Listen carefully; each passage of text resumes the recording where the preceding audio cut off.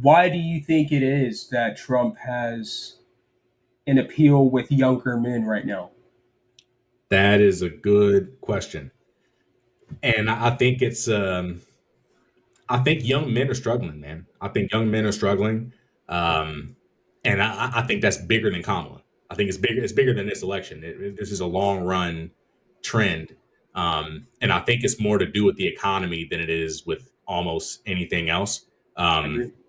so when I say young men are struggling, it's okay. Well, what does that mean, right? What's the metric for young men struggling?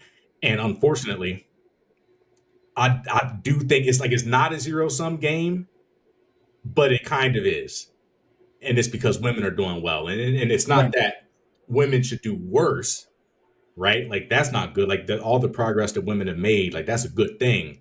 But the problem as it relates to like a cultural cohesion is that women tend to date up. They tend to want to date a man that is more successful than them. So that's in my book, Good Faith Politics, that should be coming out here pretty soon. I discussed this. Uh, it's like, they say, an example of this analogy is that women like to date men that are taller than them, but now they're wearing high heels, and it's just hard. Yep. It's hard to keep up. So Yep. it's like, and I'll say like, okay, well, men are. It's hard to make a basically like in the past, if you go like back before women really entered the workplace a lot, when they were just kind of expected to raise children and stay home. It's like a man could kind of joke around, be a fool, get a woman pregnant, and then be like, oh man, I need to provide for my family. Use his grit, work ethic, and muscles to go down to a salt factory and throw bags of salt, or be a coal miner. I mean, this is stuff that Yep. my grandparents did, right? Like this Yep. is how they Car provided for the family. factories. Yeah, Yep. you walk over there and you use your muscles and your work ethic and you get to work, right? And that was enough to make a respectable living and provide for your family. And I was like, okay, well, who decides what a respectable living is?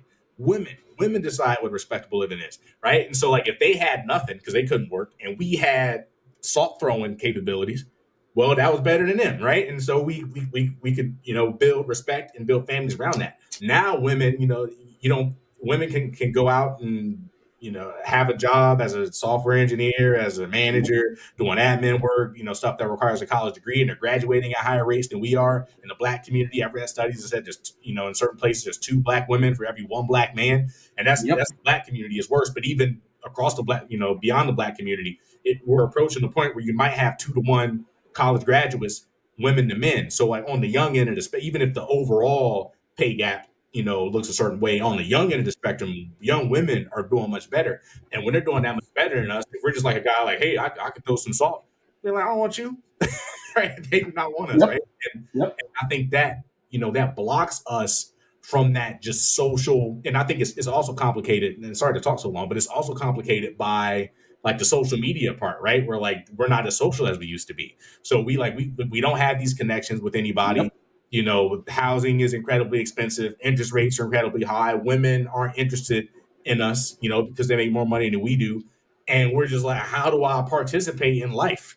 And they just can't. Right? And that's a rough place to be in. And it's kind of unprecedented. The level of success that women are having now is good. It's a good thing, but it's as far as I understand, it's almost unprecedented in history. And like, how does a cultural, because they want us to do well too, because the girls they're lonely too because they can't find good men that they Absolutely. respect. So it's hard for Absolutely. everybody. I think it's I think you're right. I think it's a consequence of women becoming more valuable in society, which yeah, which is uh, the natural, most logical way, and it should be that way. That women are starting to make progress in society. Um, but I think it's also twofold. I think America is.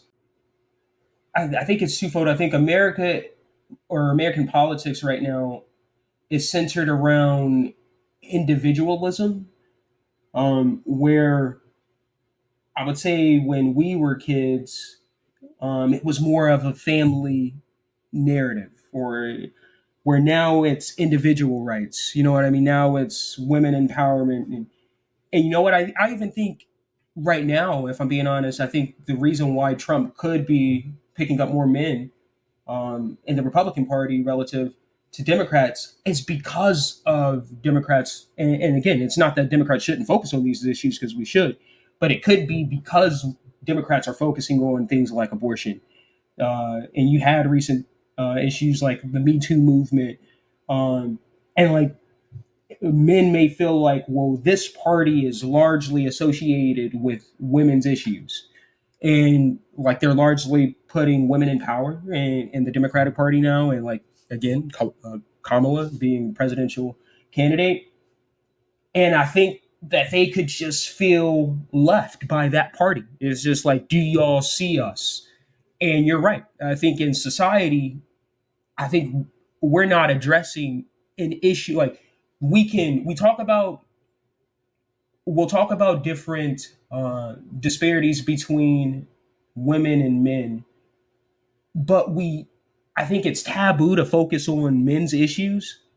Where I think right now there is an actual issue, just like you said, as it relates to the ability to get jobs, housing, women dating up, and if they're already at a, let's say, uh, if they're like middle class, how many single men are upper middle class, or you know what I mean, higher than that. So like, what does that dating pool really look like?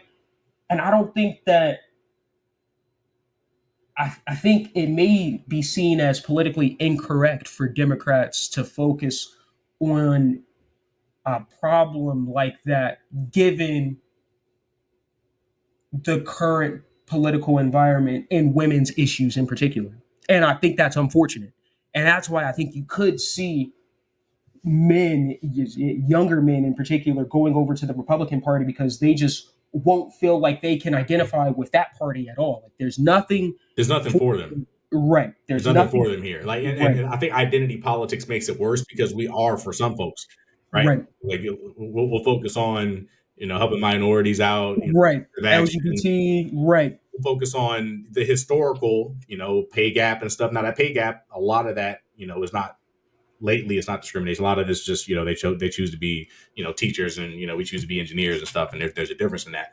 But like regardless, like we're focused on like the historic differences, and Right. women have been behind historically. But like right Right. now, like young women, they're doing really good, and Absolutely. like they're like, okay, so you're for women, you're for minorities, you're for all the like who's for me, like who's thinking about me, and I, the fact that we have identity politics that shows we are focused on other people that aren't them, that makes it seem hostile. And then you got like the bad scenarios where like you've seen, I think it was, and forgive me if I'm mispronouncing his name. I think it was like Michael Eric Dyson or something. He was like debating Jordan Peterson. And he was like, "You're a white male," and it's like it's like a criticism. He was like how you Right. gonna criticize me for just being who I am? Like, yeah. Right. So like, and now not everybody does that on the left, but when they see that, right, they're like, okay, I guess I'm not welcome here, right? And Right. then and the only people that are acting like they even hear me are on the other side of the aisle. So I think we do make I kind of when I first talked about the issue, I just kind of set the scene for why men do have issues.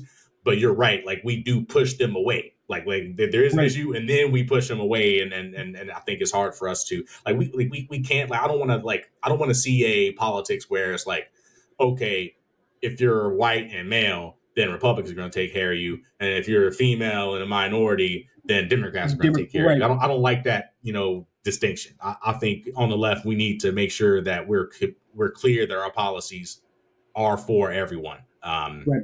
And you were right too when you were like, how many single, like if they like date up in the middle class, how many single men are there at middle class or upper middle class? It's like not many Right. because Right. why? Because those single men who do exist, they got a lot of options, right? Right. If you're a high Absolutely. end man and you got all these women, they're not taking low end men, so he's got a Absolutely. bunch of lonely women, and then like, if you're a man with resources, it's like, all right, well then, which one of y'all do I want? Right.